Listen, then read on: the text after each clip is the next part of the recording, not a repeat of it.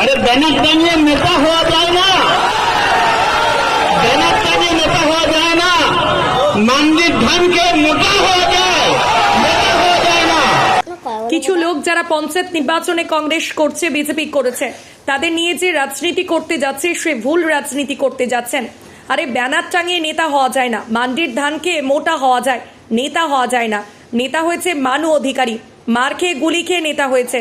ভাতারের বলগনার পথসভা থেকে এমনই মন্তব্য করলেন ভাতার বিধানসভার বিধায়ক মানগোবিন্দ অধিকারী। তবে তিনি কাকে উদ্দেশ্য করে এই কথা বললেন, এই নিয়ে ভাতারের রাজনৈতিক মহলে শুরু হয়েছে চাপানুতর। জানা গেছে শুক্রবার পূর্ব বর্ধমানের ভাতার ব্লকের বলগনা ও নিত্যানন্দপুর অঞ্চল তৃণমূল কংগ্রেসের উদ্যোগে বলগনা বাজারে মহামিছিল ও পথসভার আয়োজন করা হয়। বলগনা ও নিত্যানন্দপুর অঞ্চলের মহামিছিল বলগনা বাজার পরিক্রমা করে মিছিল শেষে একটি পথসভা অনুষ্ঠিত হয়ে বলগনা বাজারে উপস্থিত ছিলেন ভাতার বিধানসভার বিধায়ক মানগোবিন্দ অধিকারী, ব্লক তৃণমূলের সভাপতি বাসুদেব যশ, রাজ্যের যুব তৃণমূলের সাধারণ সম্পাদক শান্তনু কোনার, যুব তৃণমূল কংগ্রেসের সভাপতি অমিত কুমার হুই, সহ সভাপতি শেখ জুলফিকার আলী, ভাতার পঞ্চায়েত সমিতির পূর্ত কর্মাধ্যক্ষ শেখ শফিকুল আলম সহ কয়েক হাজার তৃণমূল কর্মী। এদিনের পথসভা থেকে আগাগোড়া বিরোধীদের নিশানা করেন রাজ্যের যুব তৃণমূলের সাধারণ সম্পাদক শান্তনু কোনার। এদিনের পথসভা থেকে ঠিক কি জানালেন রাজ্যের যুব তৃণমূলের সাধারণ সম্পাদক শান্তনু কোনার, শুনুন। মিছিল খুব বড় মিছিল হয়েছে, এটা আমি দেখি নাই, ওই মোবাইলই দেখলাম। এখানে বলগনা নিত্যানন্দপুরে মিছিল নিয়ে কোনো চিন্তা করতে হয় না, কিন্তু কতগুলো লোক যারা পঞ্চায়েতে কংগ্রেস করেছে, যারা পঞ্চায়েতে বিজেপি করেছে, তাদেরকে নিয়ে যদি রাজনীতি করতে হবে, সে ভুল রাজনীতিতে যাচ্ছে। আরে ব্যানার টানিয়ে নেতা হওয়া যায় না, ব্যানার টানিয়ে নেতা হওয়া যায় না। মান্ডির ধানকে মোটা হওয়া যায়, নেতা হওয়া যায় না। এই কথাটা মাথায় রাখবেন।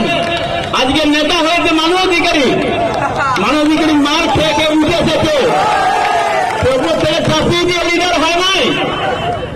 31 জানুয়ারি পয়লা গুলি খেয়েছে মানু অধিকারী 2011 সালে। আপনাদের আশীর্বাদে আজকে যে বিধায়ক হয়েছে এবং আপনাদের সামনে দাঁড়িয়ে বক্তব্য রাখছে। কেউ একটা ছোট জায়গা কিনেছেন, জবরদখল করার চেষ্টা করছেন, কেউ জোর করে রাস্তা করছেন, তাকে মাপজোপ করতে দিচ্ছেন না। সেই জায়গার উপর কেস হাউস কেস পর্দা দিয়েছে।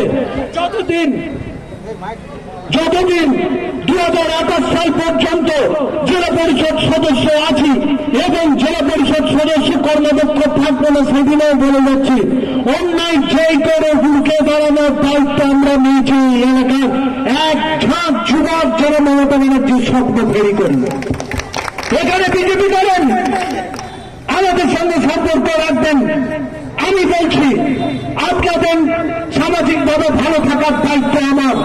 তৃণমূল কংগ্রেস আছে বলে, গণতন্ত্র আছে বলে পতাকা লাগিয়ে বিজেপি বলতে পারেন, নরেন্দ্র মোদীর নামে জয়ধ্বনি দিতে পারেন। গণতন্ত্র নেই, সিপিএম বলে একটা মিথ্যাচারী অসভ্য বর্বরদের দল।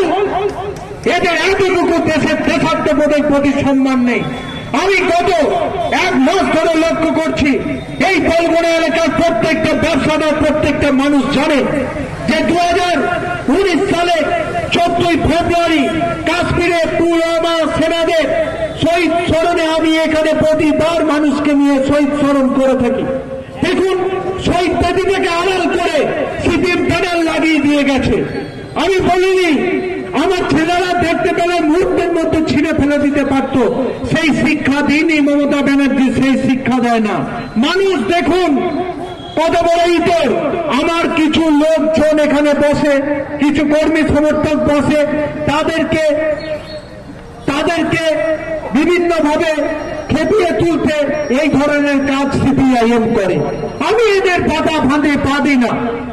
আমি শফিকুলকে বলেছি, আপনারা সমর্থন করেন তো এই বরগনা বাজারে সরকারি জায়গার উপর কোটি টাকারও বেশি ব্যয়ে একটা সুপার মার্কেট কমপ্লেক্স তৈরি হচ্ছে।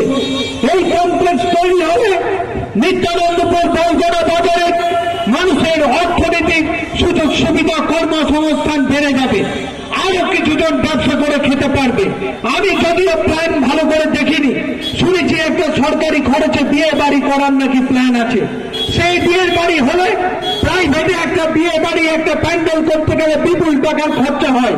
ওখানে বিয়ের বাড়িতে আপনার আমার মতো পরিবারের মানুষরা স্বল্প খরচায় বা পরিমিত খরচায় সেই বিয়ের বাড়ি আপনারা ভাড়া পেতে পারেন। পূর্ব বর্ধমানের ভাতার থেকে শেখ মিলনের রিপোর্ট, সোজা কথা নিউজ, পূর্ব বর্ধমান।